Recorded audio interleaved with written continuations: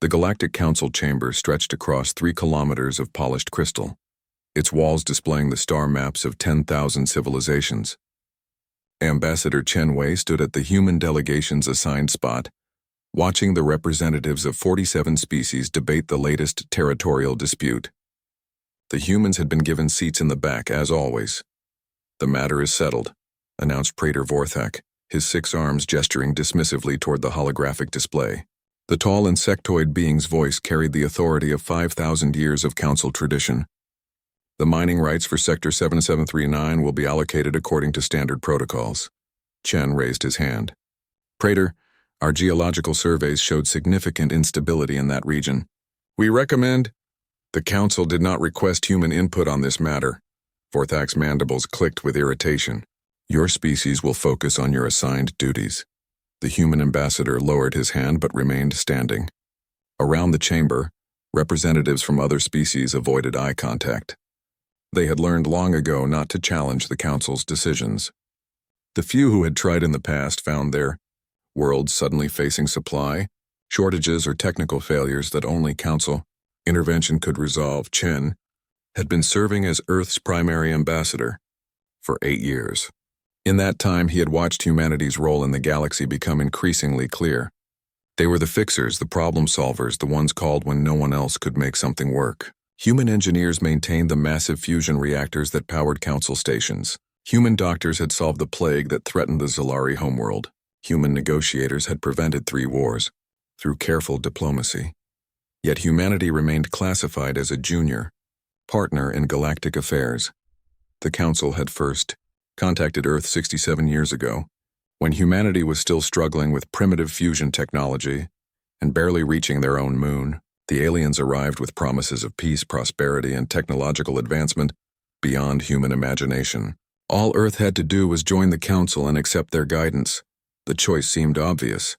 Why spend centuries developing interstellar travel when the council could provide it immediately? Why risk devastating wars when the council maintained perfect peace? Why suffer from disease and scarcity when council technology could eliminate both? The early years had felt like paradise. Human lifespans tripled overnight thanks to council medical technology. Poverty vanished as replication systems provided everything anyone could need.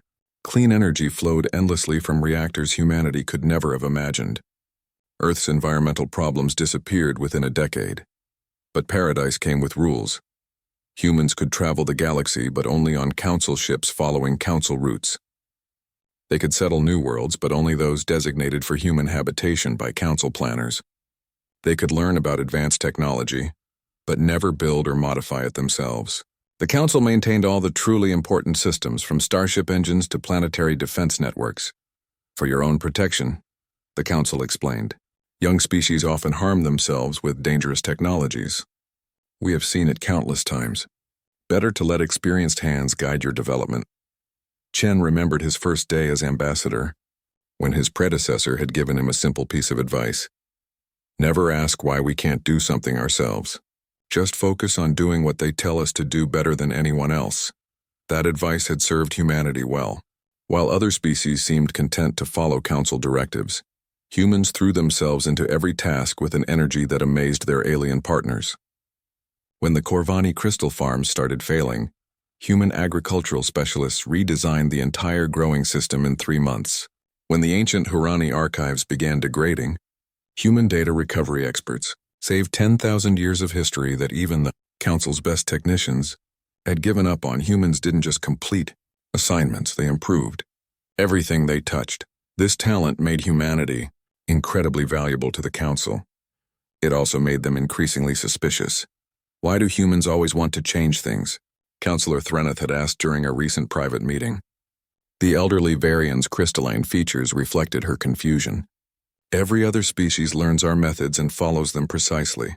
Humans learn our methods, then immediately start suggesting modifications. Chen had tried to explain that humans naturally looked for ways to improve systems, but Threneth had waved away his explanation with one of her 4 hands. Improvement suggests our original methods were inadequate, she had said coldly. The Council's methods have maintained galactic peace for 5,000 years. Perhaps humans should focus more on compliance and less on innovation. That conversation had been 3 months ago. Since then, Chen had noticed increasing restrictions on human activities. Research proposals that would have been approved automatically were now subjected to lengthy reviews. Human colonies received fewer supply shipments, forcing them to rely more heavily on council distribution centers. Most troubling, several human technical specialists had been reassigned to other sectors without explanation. The pattern was becoming clear to anyone willing to see it. The council appreciated human productivity, but they were growing uncomfortable with human curiosity. Ambassador Chen, Praetor Vorthak's voice pulled him back to the present. Your species has been selected for a special assignment. Chen felt his stomach tighten. Special assignments usually meant dangerous or impossible tasks that other species couldn't or wouldn't handle. The automated mining platforms in the Xerian system have been malfunctioning for 6 months, Vorthak continued. 3 council engineering teams have failed to resolve the problem. We require human technical expertise to restore full operation. Of course, Praetor. We'll dispatch our best team immediately. Excellent.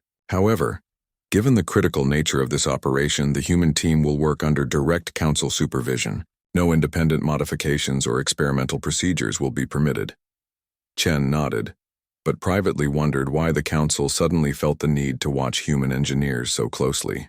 In the past, they had been happy to let humans work independently, as long as results were delivered on schedule. After the session ended, Chen walked through the council's residential district toward the human embassy. The streets bustled with representatives from dozens of species, all going about their daily routines in the perfectly ordered society the council had created.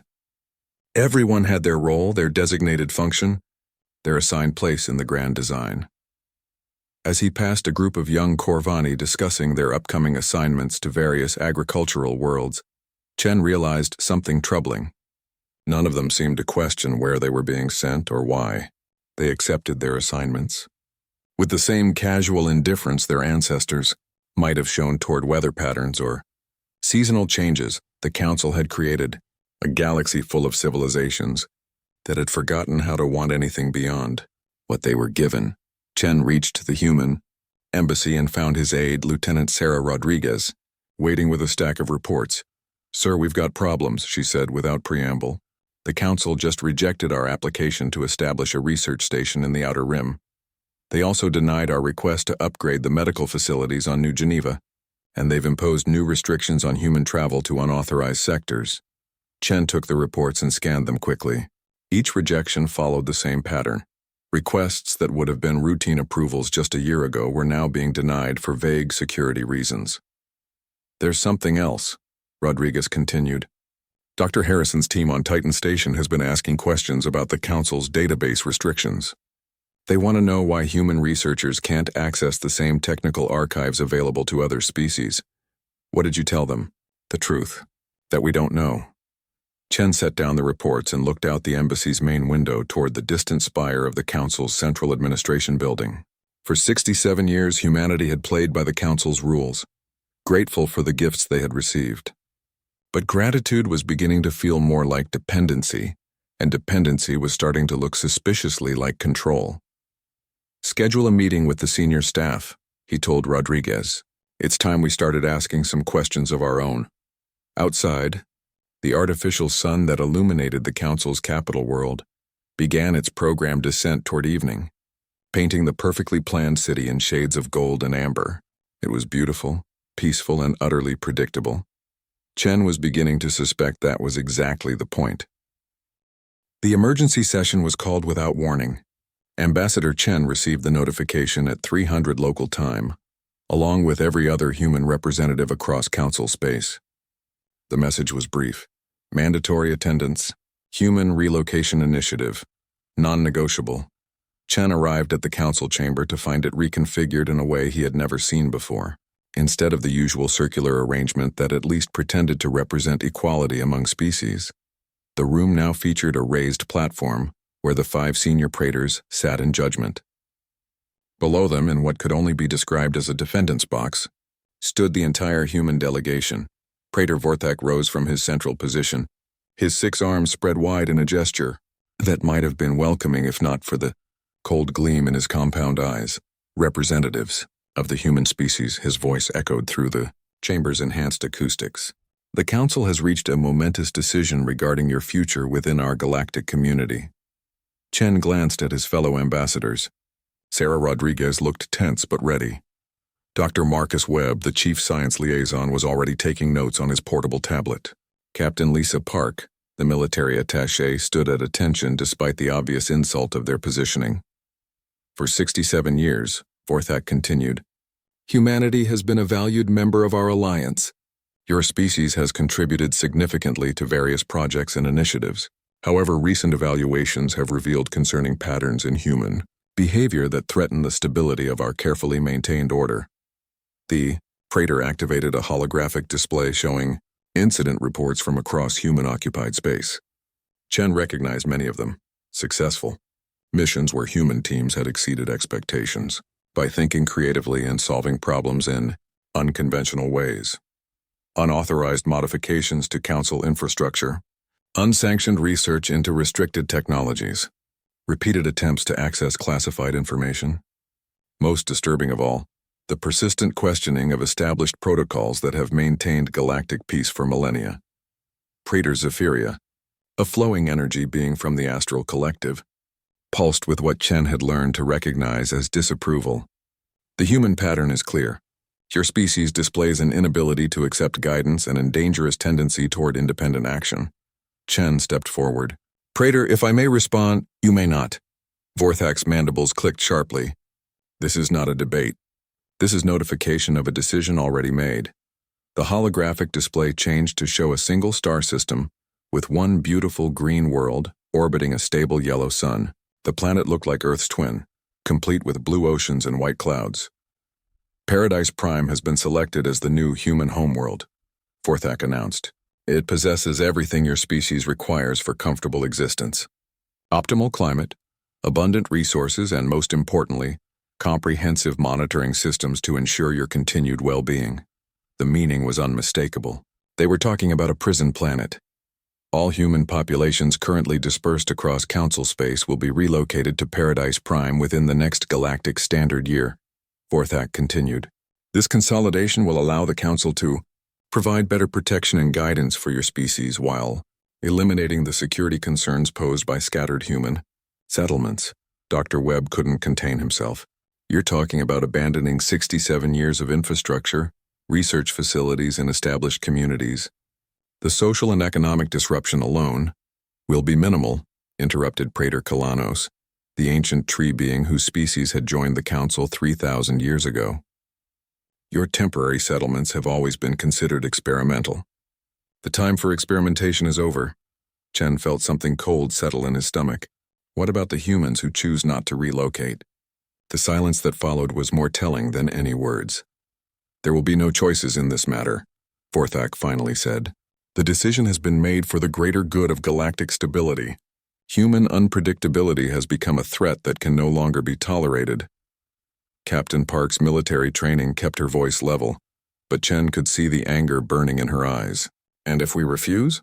Praetor Zephyria's energy form brightened ominously. The Council's patience with human defiance is at an end. Refusal to comply will result in the suspension of all technological support to human settlements. No more power generation, no more life support systems, no more medical supplies. Your species will discover exactly how dependent you have become on Council generosity. The threat was clear and devastating. Every human settlement relied on Council technology for basic survival. Their ships used Council engines, their colonies depended on Council power systems, their medical facilities operated with Council equipment. Withdrawing that support would be a death sentence for millions. However, Vorthak added with what might have been magnanimity, the Council recognizes that this transition represents a significant change. Therefore, we are prepared to provide a generous relocation package. New homes will be constructed on Paradise Prime using the finest Council architecture. Employment will be provided in roles suited to human capabilities. Educational systems will ensure future generations understand their proper place in galactic society. Chen realized they were describing the complete domestication of humanity. No more exploration, no more innovation, no more questions. Just comfortable captivity under alien supervision. We require time to consider this proposal, Chen said carefully. There is nothing to consider, Vorthak replied. Relocation ships will begin arriving at human settlements in 30 days. The process will be completed within 12 months. We suggest you use the intervening time to prepare your people for the transition. As the session ended and the praetors filed out, Chen gathered with his fellow ambassadors in a small conference room adjacent to the main chamber.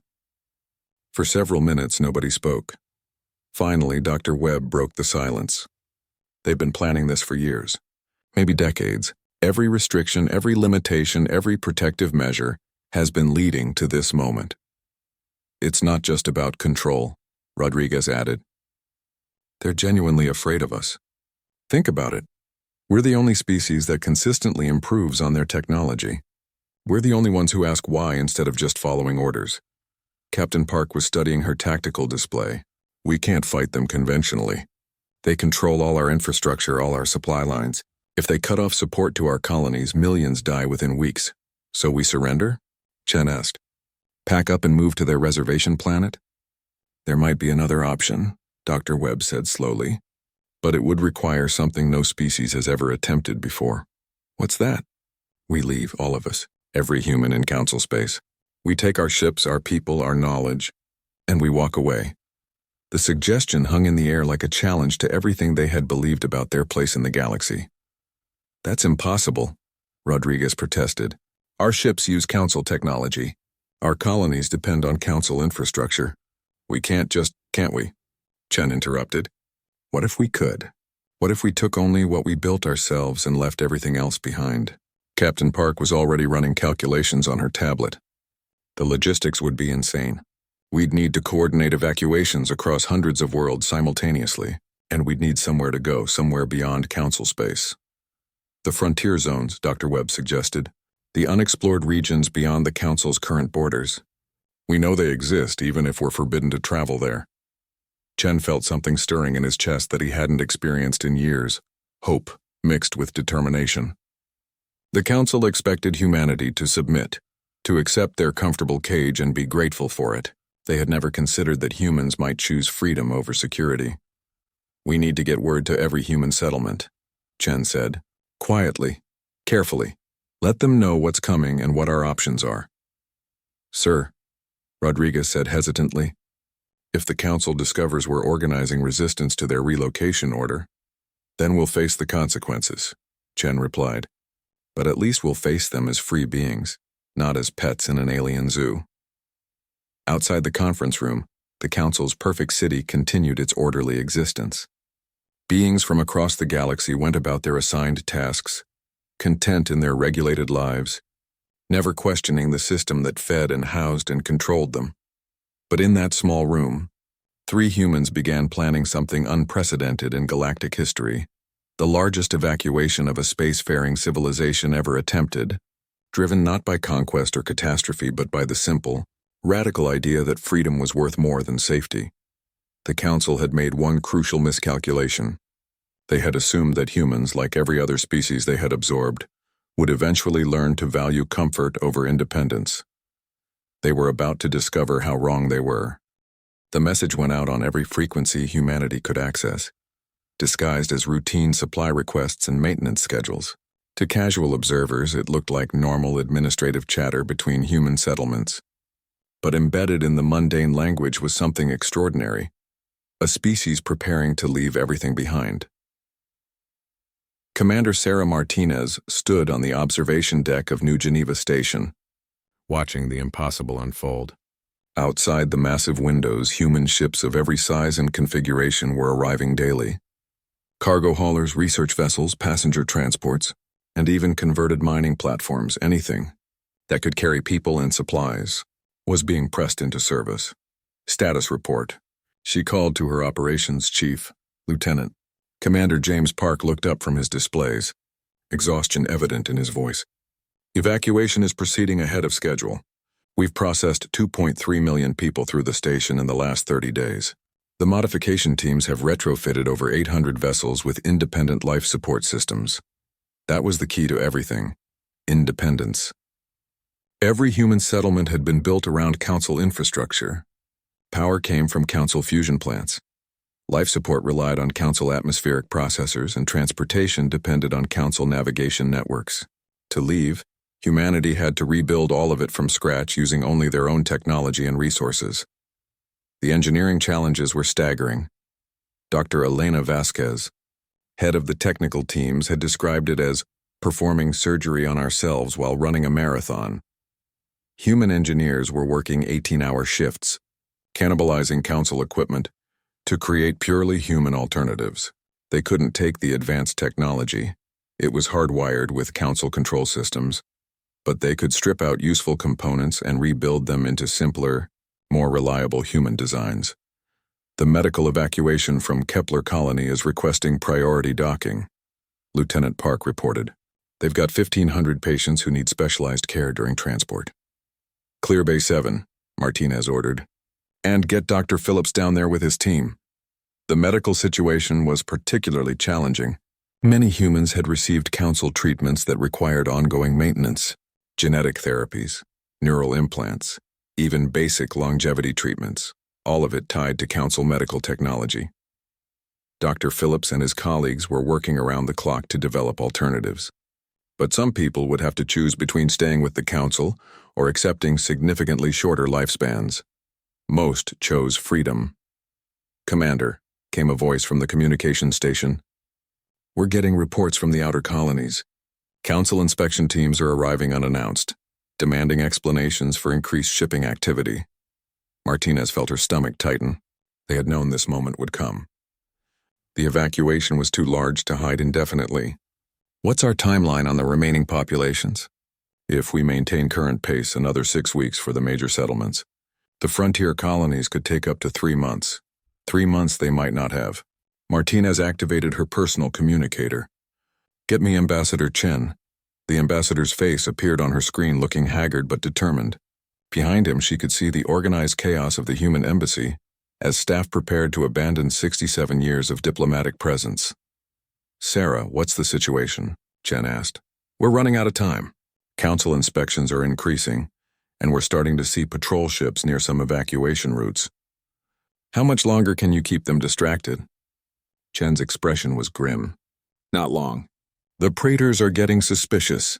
They're asking why human shipping manifests show such high activity levels when most colonies should be preparing for relocation rather than expansion. Any word from the advanced scouts?" For the first time in weeks, Chen smiled. "That's the good news. Captain Thompson's expedition found what we're looking for. 3 star systems beyond the frontier zone with habitable worlds. No council presence, no intelligent life, plenty of resources. They're calling it the Aurora Cluster." Martinez felt a wave of relief. Finding somewhere to go had been their biggest uncertainty. The galaxy was vast, but most of it was either claimed by the Council, inhabited by hostile species, or simply uninhabitable. "How far?" she asked. 2 months' travel at maximum sustainable speed using our modified engines. It's going to be tight, but it's doable. An alarm chimed on Martinez's command console. "Commander," Lieutenant Park called out urgently, "we've got a problem. Council security forces are requesting immediate boarding privileges. They're citing irregular activity patterns and demanding a full inspection." Martinez closed her communication with Chen and moved to the main tactical display. A sleek Council enforcement vessel was approaching the station, its weapon systems conspicuously visible. "How many people do we still have aboard?" she asked. "Approximately 50,000 in various stages of processing. Another 20,000 scheduled to arrive over the next 48 hours. The choice was stark. Comply with the inspection and risk exposing the entire evacuation, or refuse and confirm Council suspicions. Either way, their time was up. "Open a channel to all human vessels in the system," Martinez ordered. "Emergency Protocol 7. I repeat, Emergency Protocol 7. Protocol 7 meant immediate departure. No more preparations, no more waiting for optimal conditions. Everyone who could leave needed to leave now." Across the star system, human ships began powering up their engines. The evacuation fleet had been designed with this moment in mind: modular, self-sufficient, capable of rapid deployment.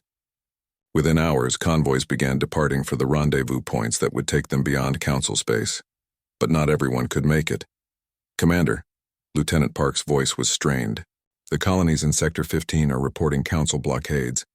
3 settlements with a combined population of over 200,000 people. They're trapped." Martinez closed her eyes for a moment. They had known this might happen. The evacuation was too large, too complex to execute perfectly. Some people would be left behind.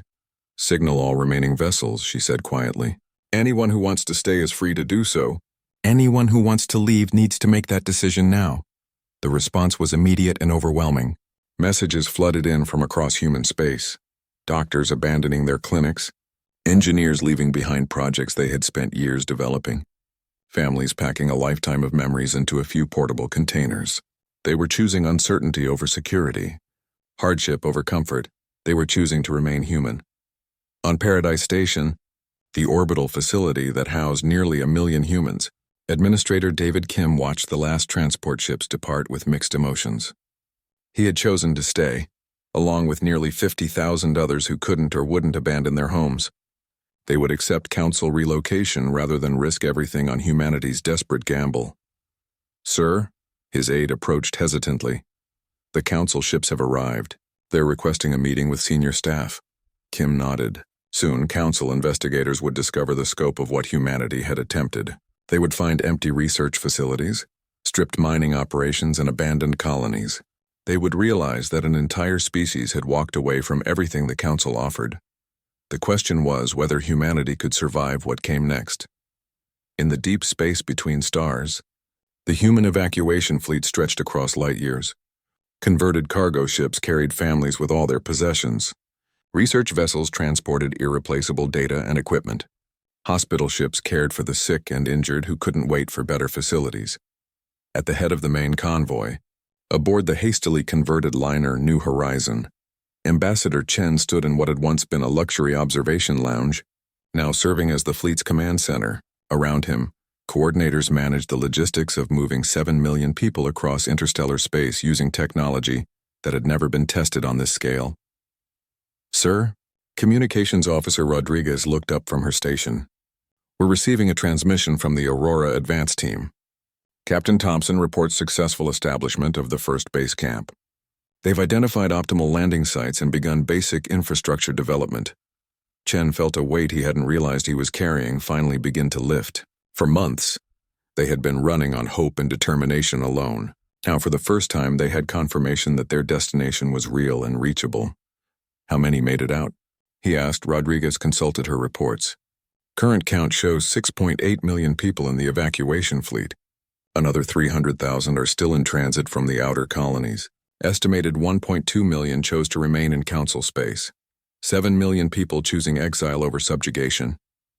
It was the largest voluntary migration in galactic history, driven not by war or natural disaster, but by the simple refusal to surrender their freedom. Behind them, the council was discovering that their perfect order had a massive hole where humanity used to be. Automated systems were failing without human maintenance. Research projects were stalling without human innovation. Trade routes were disrupting without human coordination. But ahead of them lay the unknown. Empty space, uncharted worlds, and the chance to build something new. Something human. The exodus continued. A river of ships carrying 7 million refugees toward an uncertain but free future. They had given up paradise for the chance to remain themselves. It was a trade they would never. Praetor Vorthak stared at the holographic display showing the empty docking bays of Aurora Industrial Complex, his compound eyes reflecting the harsh light of emergency beacons. The massive facility, which had processed raw materials for 15 star systems, was completely abandoned. Not just unstaffed, actually stripped of every piece of human-built equipment. Explain this, he demanded. Technical coordinator Zilthani, a serpentine being from the hegemony worlds, coiled nervously as she consulted her data tablet. The humans appeared to have systematically removed all modifications they made to our infrastructure. They took only equipment they had personally installed or designed. That's impossible. The facility has been operational for 43 years. Human modifications are integrated into every system. Yes, Praetor, that's why nothing works anymore. The scale of the disaster was becoming clear as reports arrived from across council space. Humans hadn't just left. They had surgically removed themselves from galactic civilization. Every innovation, every improvement, every creative solution they had contributed over 67 years was gone. On Corvani Prime, The agricultural systems that fed 12 billion people had crashed when the human-designed pest management protocols disappeared, along with their creators. The original council methods, unused for decades, no longer worked against evolved crop diseases. The Xerion mining platforms, which the council had recently assigned human engineers to repair, had gone completely dark. Without human maintenance, the ancient automated systems had finally failed entirely. 3,000 years of accumulated mineral wealth remained buried in dead machinery.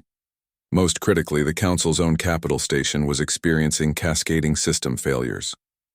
The power distribution network, optimized by human engineers 15 years ago, was overloading. Life support systems redesigned for improved efficiency were malfunctioning. Even the transportation grid that moved people between districts had stopped working properly. "Sir?" Communications Director Threneth approached the Praetor's command throne, her crystalline features dim with exhaustion. "We're receiving emergency requests from 73 colony worlds. They're reporting critical infrastructure failures and requesting immediate technical assistance." "Send the standard engineering teams," Vorthak ordered. "We have, sir. That's the problem. Our engineers can't fix the systems. They don't understand how the human modifications work. Most of our technical specialists have been supervisors for so long they've forgotten how to actually repair anything." Vorthak felt something he hadn't experienced in millennia: genuine uncertainty. The council had spent 5,000 years perfecting their civilization. Every problem had been solved, every challenge overcome. They had created a galaxy-spanning society of unprecedented stability and prosperity. But somewhere along the way, they had forgotten how their own systems worked. "Get me Chief Engineer Mordkali," Vorthak commanded. The elderly Hurani's image appeared on the main communication screen, his 6 eyes blinking in sequence as he processed the Praetor's request. "Praetor, I'm afraid I have disturbing news about our technical capabilities." "Explain." "Our engineering corps has been conducting a comprehensive review of infrastructure across council space. What we've discovered is troubling. Human modifications are present in 94% of our critical systems, not just improvements, foundational components that our current technology depends on. Impossible. We were advanced civilizations for millennia before humans even achieved spaceflight." "Yes, sir, but we've become dependent on human problem-solving. When a system failed, we called humans to fix it. When we needed improvements, humans designed them. Over time, our own engineers became managers rather than practitioners." Vorthak's mandibles clicked in agitation. "Are you telling me that the council cannot maintain its own infrastructure?" "I'm telling you that the council doesn't know how to maintain the infrastructure we've been using for the past 6 decades. The humans didn't just fix our problems, they prevented us from learning to fix them ourselves." The implications were staggering. The council had created a society where every member species contributed according to their strengths. The Corvani farmed, the Xerians mined, the Astral Collective managed energy systems, and humans solved problems. But problem-solving, it turned out, was a skill that affected everything else. "Sir," Threneth interrupted, "we're receiving a priority transmission from the Zalari Council of Elders. They're reporting a medical crisis. The Zalari, a species of crystalline beings who lived for thousands of years, rarely experienced medical emergencies." Vorthak activated the communication channel immediately. Elder Karathi's normally serene demeanor showed signs of distress. "Praetor Vorthak, we require immediate assistance. Our population is experiencing widespread neural degradation. What are the symptoms? Confusion, memory loss, difficulty with basic tasks. It began 3 days ago and is spreading rapidly. Our medical systems are unable to determine the cause." Vorthak felt a chill of recognition. "When did your human medical consultants depart?" "Approximately 1 week ago." "But surely that's not—" Kirathi paused, understanding dawning in his ancient voice.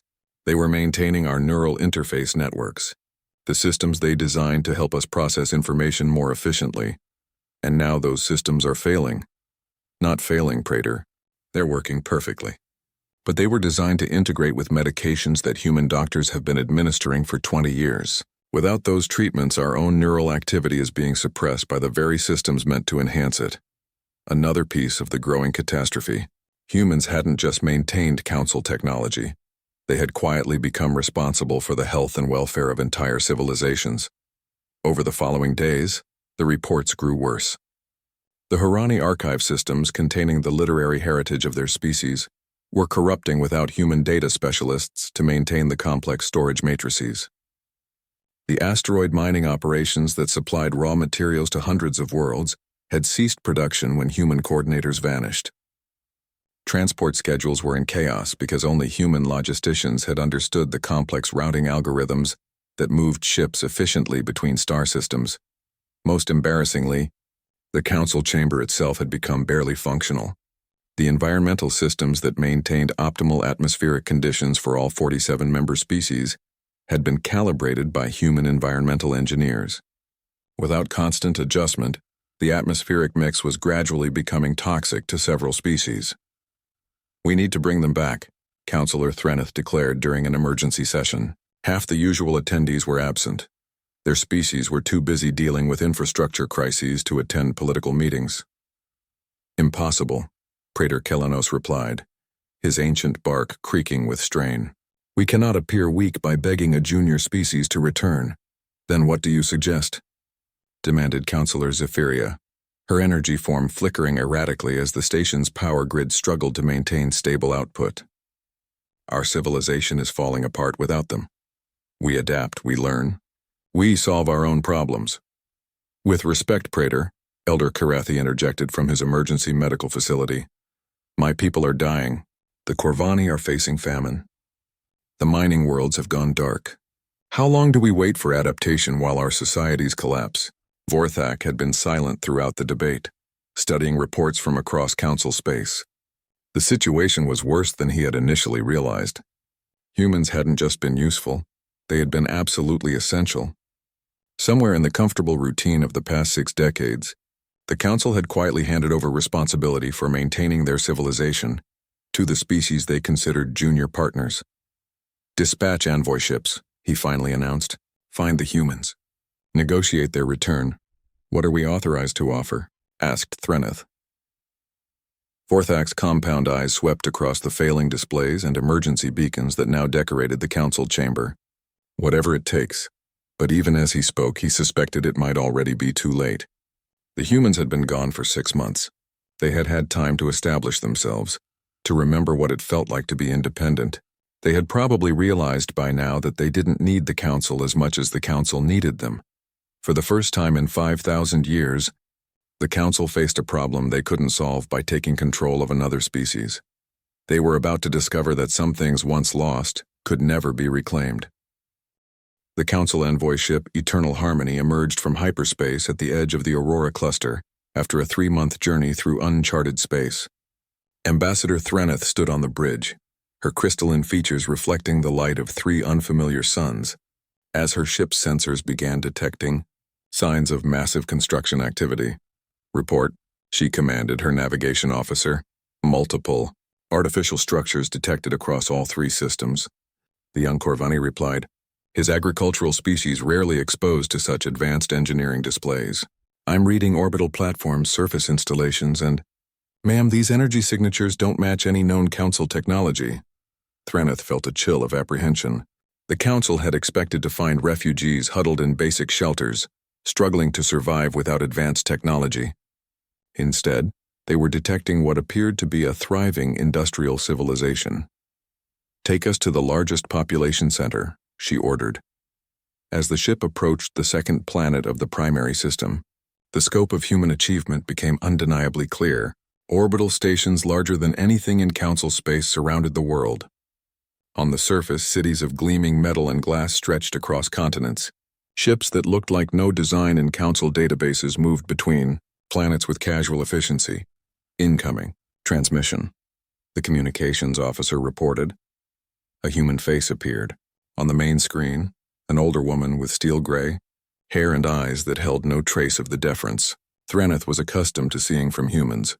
"Council vessel, this is Admiral Sarah Chen, commander of Aurora Defense Forces. State your business in human space, human space." The casual assumption of ownership was jarring to a species that had spent 5,000 years believing they controlled the galaxy. "Admiral Chen, I am Ambassador Threneth of the Galactic Council. I request permission to meet with your leadership regarding matters of mutual concern." Chen's expression remained neutral. "You may dock at Station Alpha." A diplomatic escort will meet you there. Please note that all Council technology must remain aboard your vessel. Our security protocols don't permit foreign tech in our facilities. The reversal was stark and unmistakable. For 67 years, humans had been the ones restricted in Council space. Now the Council was being treated as potentially dangerous visitors. The docking bay where Threneth's shuttle arrived was a marvel of efficient engineering. Automated systems guided them to a berth with precision that exceeded anything the Council had achieved. Human technicians monitored the process with the confident competence of people who understood every system they operated. Threneth and her small diplomatic team were met by a human woman in her 30s wearing a simple uniform bearing no insignia of rank. Ambassador Threneth. Welcome to Aurora Prime. I'm Dr. Elena Rodriguez, diplomatic liaison. If you'll follow me, President Chen is waiting. President Chen. Not ambassador, not representative, president. The humans had established their own government. The journey through the station revealed the extent of human progress.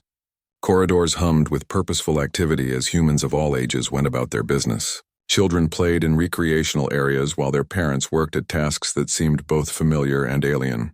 The technology was recognizably descended from human innovations, but evolved beyond anything the Council had permitted them to develop. Impressive facilities, Threneth commented as they passed a laboratory where human scientists worked with equipment she didn't recognize. Thank you, Dr. Rodriguez replied politely. We've had the freedom to pursue research directions that were previously restricted. It's amazing what you can accomplish when you're not limited by someone else's fear of progress. The comment stung because it was delivered without malice, just a statement of fact from someone who had moved beyond resentment to simple truth. They arrived at a conference room where a man in his 60s sat, reviewing documents on a tablet. He looked up as they entered, and Threneth recognized the former Ambassador Chen Wei, though he appeared somehow larger now, more substantial. Ambassador Threneth. He rose and extended his hand in the human gesture of greeting. Please have a seat. I understand you've traveled a considerable distance to reach us. Threneth accepted the gesture awkwardly. Physical contact between species had always been discouraged in Council space, another method of maintaining separation and hierarchy. President Chen, I come bearing an offer from the Galactic Council. I'm listening. Threneth activated a holographic projector, displaying images of Council space, though she was careful to edit out the most obvious signs of infrastructure failure. The Council recognizes that the Human Relocation Initiative may have been premature. We are prepared to offer humanity full membership status, including voting rights on the Praetor Council, access to all restricted technologies, and complete autonomy for human settlements. Chen studied the display for a moment before responding. That's very generous. What does the Council want in return? Technical assistance with some infrastructure challenges we're currently facing. Your expertise would be invaluable in resolving certain difficulties. What kind of difficulties? Threneth hesitated. Admitting the scope of the Council's problems would be humiliating, but Chen's steady gaze suggested he already knew more than she was saying. Some systems that were modified by human engineers have experienced malfunctions since your departure. We could use guidance in resolving these issues. Chen nodded slowly. I see, and after we fix your problems, then what? Do we go back to being useful junior partners who aren't allowed to ask questions? The offer includes full membership. No, it doesn't. Chen's interruption was gentle but firm. Full membership would mean humans could veto Council decisions.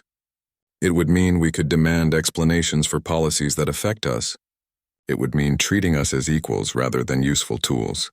Is the Council prepared for that? Threneth found herself unable to answer.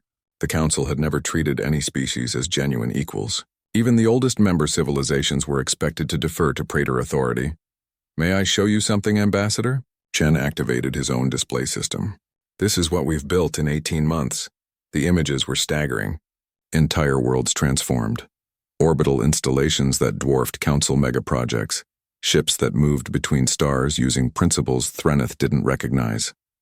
Most importantly, she saw humans working together with a purpose and energy that had been conspicuously absent in Council space. How? She whispered. Freedom, Chen replied simply. When you're not limited by what someone else thinks you're capable of, When you're not restricted to only solving problems someone else considers important, when you can pursue knowledge for its own sake rather than just utility, remarkable things become possible. He switched to another image, showing a massive construction project at the edge of the system. That's our first deep space exploration vessel. It will carry 1,000 humans to galaxies beyond Council space. We're not interested in conquest or expansion into inhabited systems. The universe is vast enough for everyone, but we're also not interested in limitation. The implications hit Threneth like a physical blow. Humans weren't just surviving without the Council, they were thriving. More than that, they were preparing to venture beyond anything the Council had ever imagined. The Council offers knowledge, technology, the wisdom of ages, she said desperately.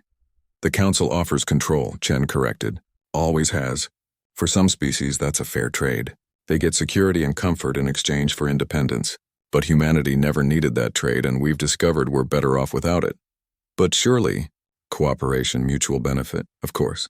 We're happy to trade with any species that approaches us as equals. Several non-Council civilizations have already established diplomatic relations with us.